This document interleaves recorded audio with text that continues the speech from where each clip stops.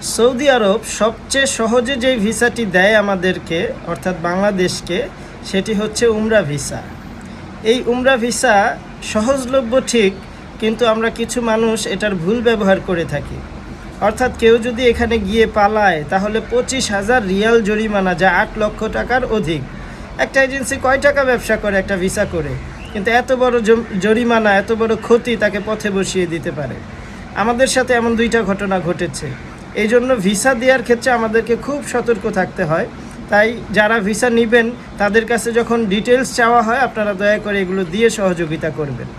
হ্যাঁ, আর আপনাদের যদি এই ধরনের ইন্টেনশন থাকে, খারাপ ইন্টেনশন থাকে, তাহলে দয়া করে অন্তত উমরার মতো একটা পবিত্র বিষয়কে আপনারা নষ্ট করবেন না। এর দ্বারা প্রকৃতপক্ষে যারা ধর্মপ্রাণ মুসল্লি, যারা ধর্মের উদ্দেশ্যে যায়, ইবাদতের উদ্দেশ্যে যায়, তারাও বঞ্চিত হবে আপনাদের এই নোংরামির কারণে।